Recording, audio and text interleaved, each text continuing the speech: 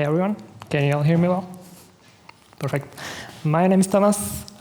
For the past year and a half, I've been working together with GymBeam as a consultant on building some cool stuff that I'm going to present. Unlike other talks that you've seen today, which were more about how to build with serverless and AWS, I'm going to talk about what you can actually build and what we managed to achieve with AWS and serverless.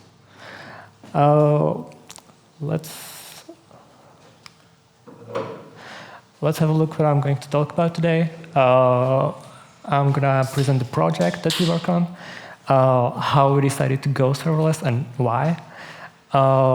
Then I decided to divide our projects into 3 iterations.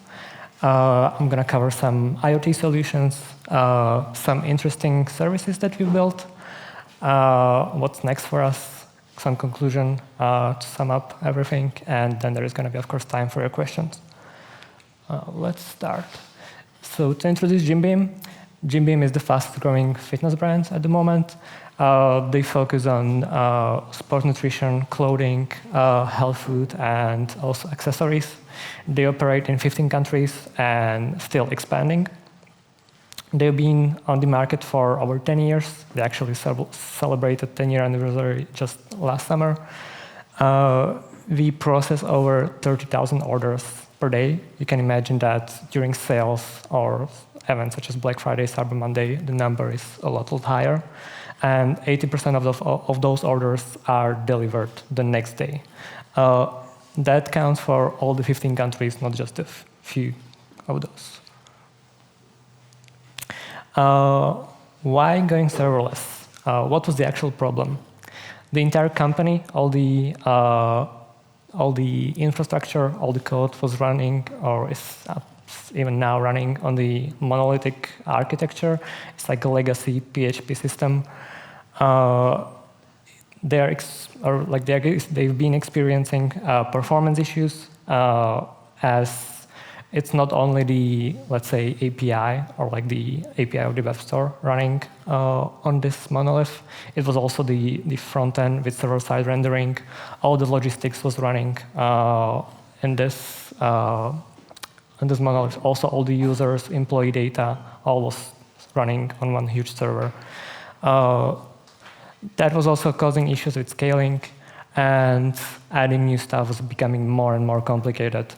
Also, if you happen to unfortunately introduce some bug, it could also break something else in a completely different part of the system, which you don't want to. I was actually looking for the reason for why they decided to go for AWS, and it turned out that at the time the company was still kind of small, like kind of startup feeling. And few engineers actually knew how to use AWS, so they decided to implement a few features in it, and the company liked it, so they decided to create a new team just for the serverless stuff. So in early of 2023 was when they decided to migrate the logistics, like all the logistics extracted from the legacy system and build it all from scratch and serverless on AWS. Q1 2024, that's around the time where I joined. That's when was the huge migration of the logistics module. And believe me, it took us like a day and a half. After that, we started with migrating another significant module from the legacy system, and that's order management. We're gonna get back to it later. And around the same time, we also started with automation. So all the new services or all the new solutions that were needed in the company were already built in serverless infra. Down here, I tried to list some of the most common AWS services we are using. We most run on Lambdas, DynamoDB, API Gateway, S3 buckets, SNS, SQS, of course, Event Bridge, and even some IoT stuff that we're going to get into later. Some fun facts. As we're speaking, right now we are running 4 production accounts on AWS, and of course, like many others for other environments. We have over 40 plus microservices and still building, over 300 API endpoints, 250 plus Lambda functions, and over 50 DynamoDB tables. All the microservices we are building are all using DynamoDB. Of course, we are using some SQL databases that are used by data teams, but we mostly use DynamoDB. And also all of our solutions are built in Node.js, TypeScript. We are using CDK and CloudFormation for deployment. So let's start with logistics. In GymBeam, we divide logistics into 3 subgroups. One is inbound, which involves receiving and storing goods that are entering a warehouse or facility, or transporting it within the warehouse or with other warehouses. Then there is a fulfillment when you actually place an order on the website. We need to gather all the products to make sure the order is fulfilled. Afterwards, the order is packed and shipped to you. Here are actually some pictures from our warehouse.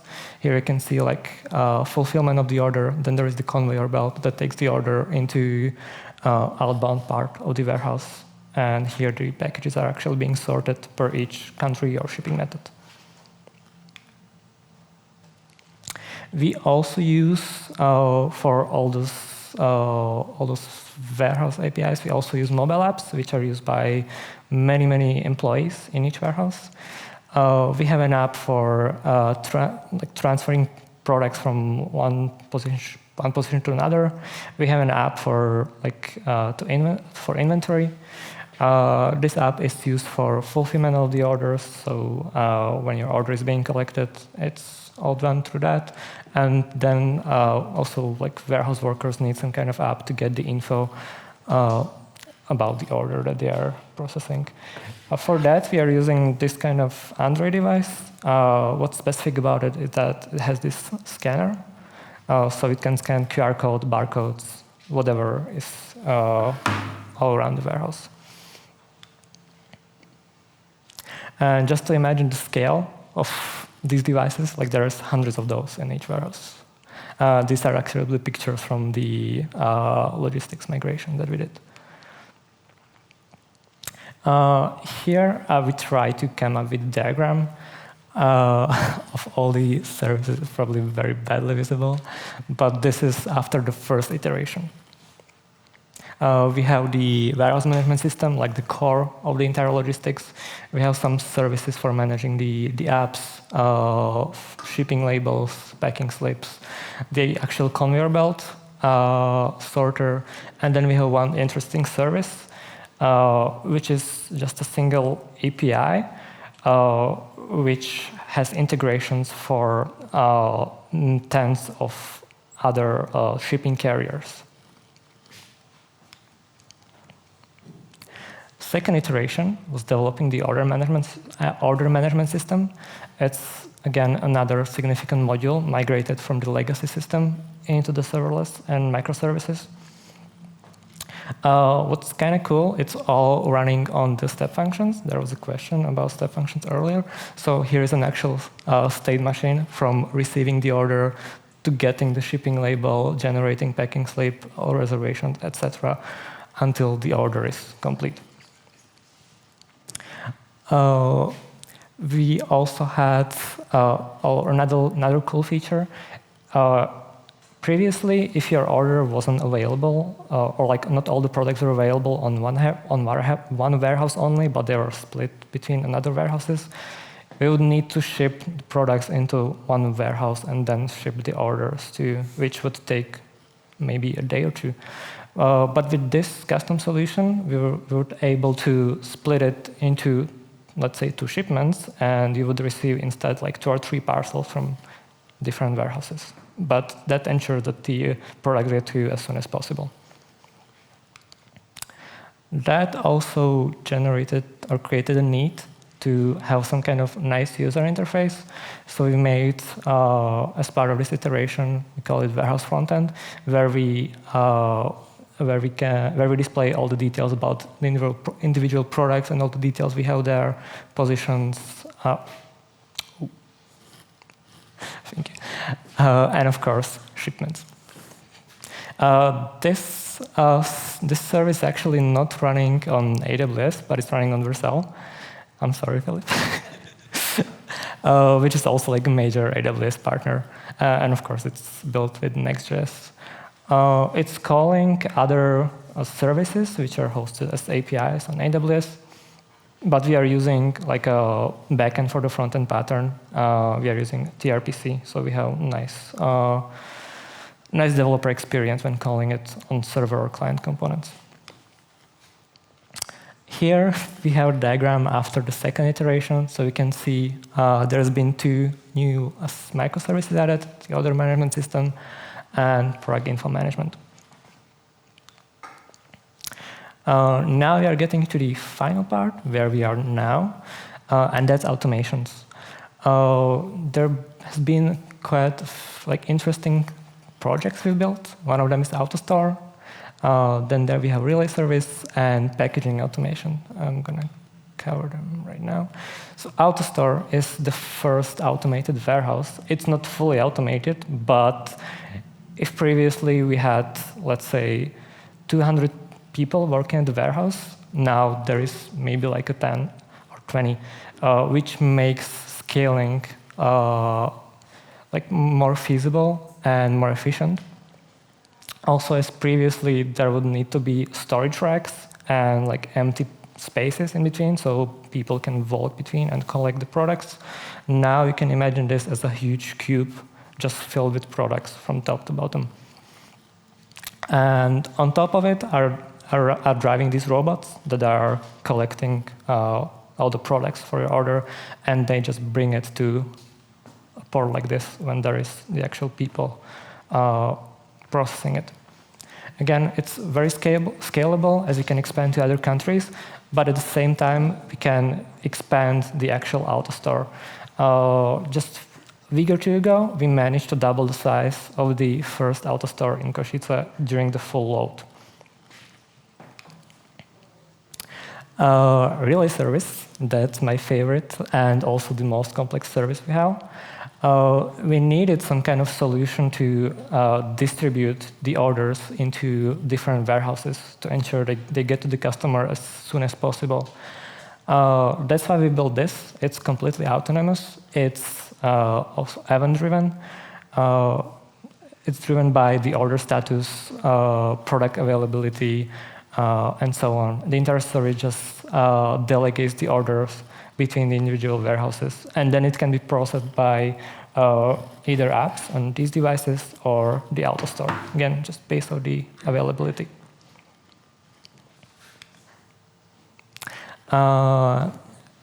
Next, we have packing automations.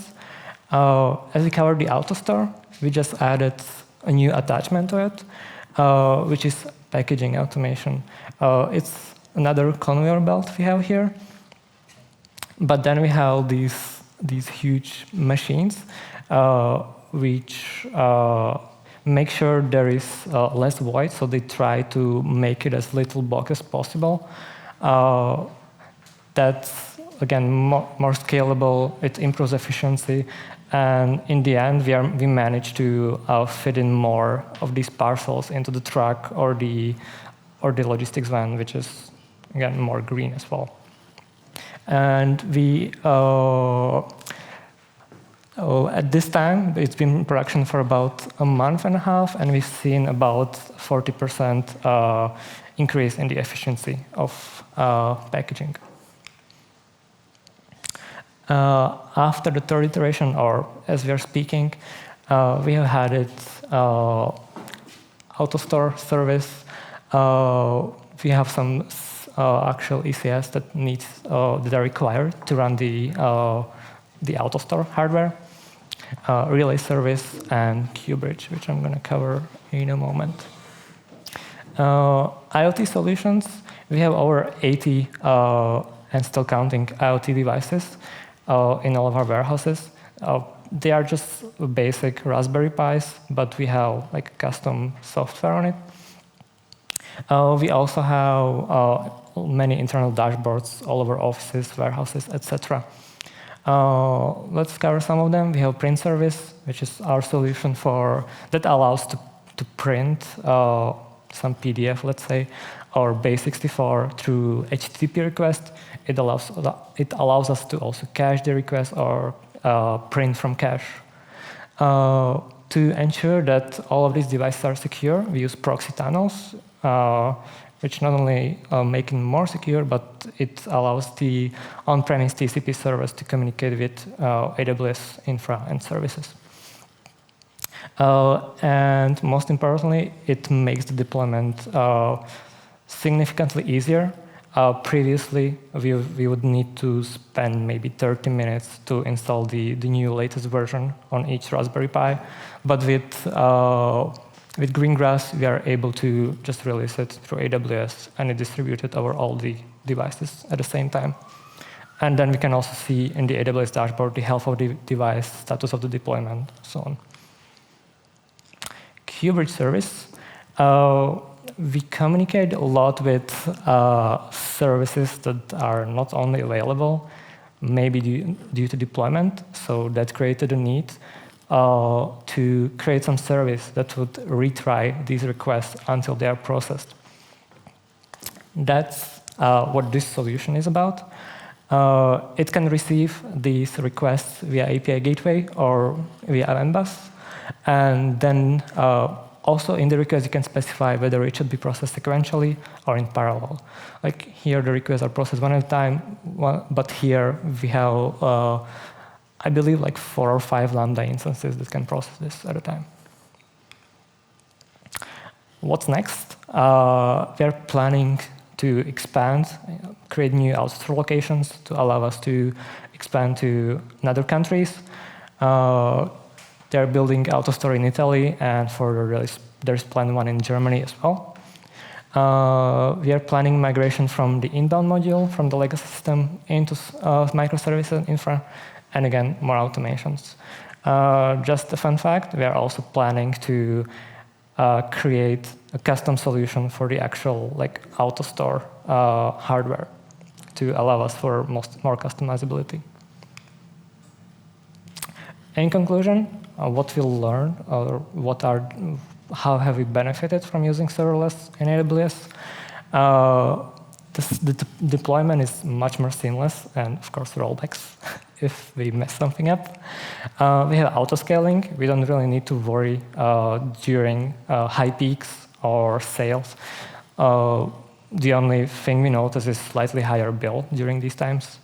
We have increased efficiency. We are able to ship incredibly quickly.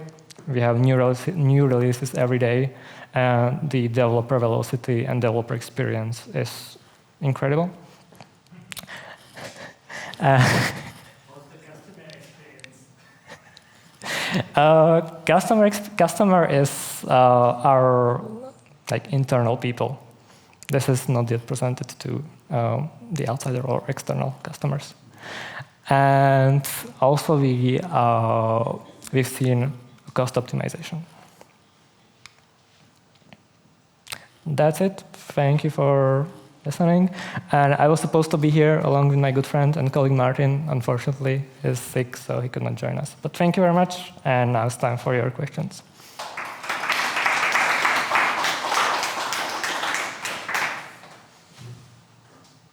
Go ahead. So your infrastructure looks a lot more complicated than your average startup infrastructure. Is there anything interesting regarding monitoring? For example, you mentioned I forgot the name, the stuff which roll out updates to your Raspberry Pis. You said that there's a nice dashboard to monitor them. Are there any other interesting solution to monitoring which you usually want to find in the more traditional startup? I don't think so. We are using alarms heavily. We have integrations with emails, Slack, etc. So we try to keep an eye on that. And after each deploy, we try to monitor for a while, make sure everything's working. but nothing special, I would say. Go ahead. How much percentage of the flow of the services, or how to measure it, is running on AWS, and how much is on your own hardware? Everything I talked about today, except for the IoT solutions, is running on AWS. But even those Raspberry Pis, we are using some kind of AWS service like Greengrass. Go ahead. So when it comes to local development, for example, for the AutoStore part, how do developers locally test their changes? So I make some change to the AutoStore software. How can I see if my feature works without deploying to production? Do you have some emulation or something like that? Yeah, we have a test server for the actual AutoStore, which is kind of like an emulator. And as a dev environment, we don't really have any local environment, but we have a development stage. So like a separate AWS account with all the services deployed there. Yeah, so one more question about the AutoStore. How much of the solution is your software and how much was provided by some external provider? Because I guess those robots are from some external provider, not from you, so where is the line? Yeah, exactly. I would say like 50-50. And I would also add like their solution works, our solution works, but it's like meant to work together, so it can't really work without each other. Okay, so it was tailor-made for you guys? Not really. Okay. But as I mentioned, we need some custom solutions added that the external company cannot implement, or it would be too costly. So that's why we are planning a custom development of that. Okay, thanks. Okay, I have a question. You mentioned that you are using some HTTP proxies for security. So why are you using those? Because AWS services are publicly accessible and all the requests are signed usually. And what software are you using for that? Yeah, so as I mentioned, the Raspberry Pis or IoT solutions, those are in a warehouse connected to the local network.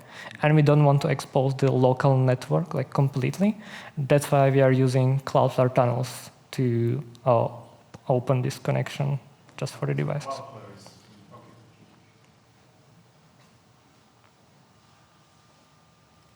How much do you pay for the whole production infrastructure? I don't think I can mention that, but maybe I can answer afterwards. How many figures? Because you mentioned about the cost optimization, and yet the AWS Lambda is the most expensive compute, so that's why I'm asking. I would say Lambda is one of the services we are paying the least for. Okay. Pay for RPS. Can you maybe tell us what was the saving moving from the monolithic architecture to serverless? So if I really want to present to our management that, okay, we should move from monolithic to serverless, what is the expected saving we can expect, basically?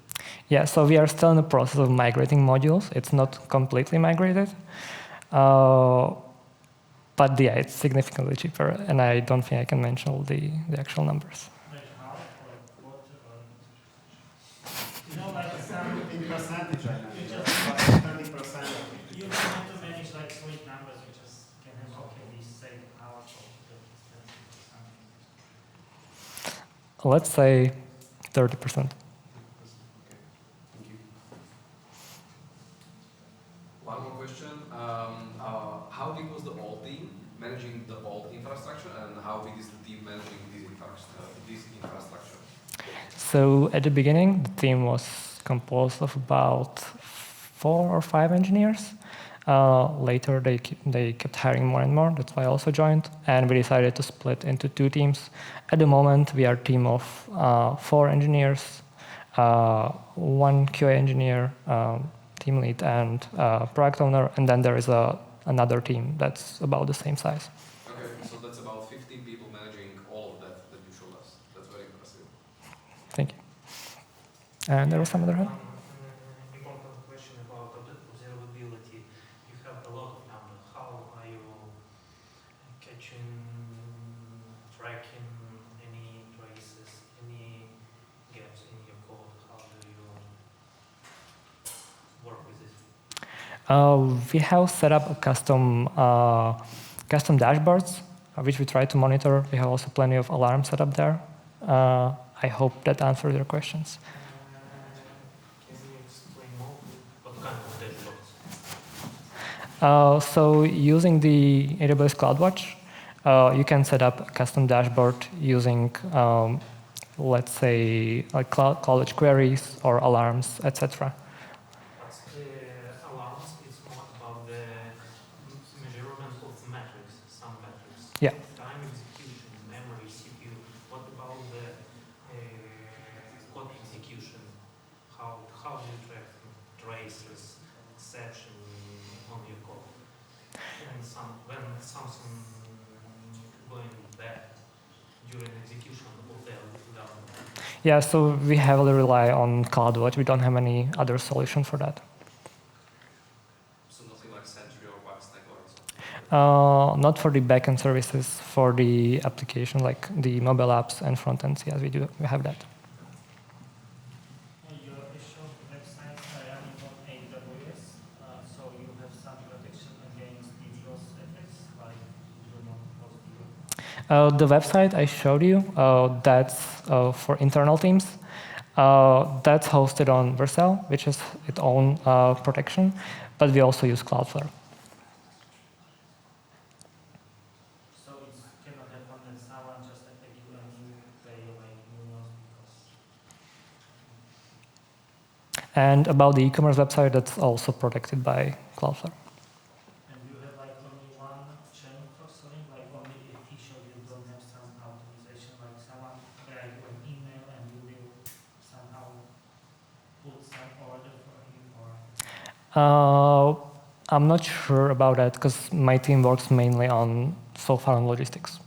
Maybe in the future we're going to expand into that as well. But we have a separate team working on e-commerce platform.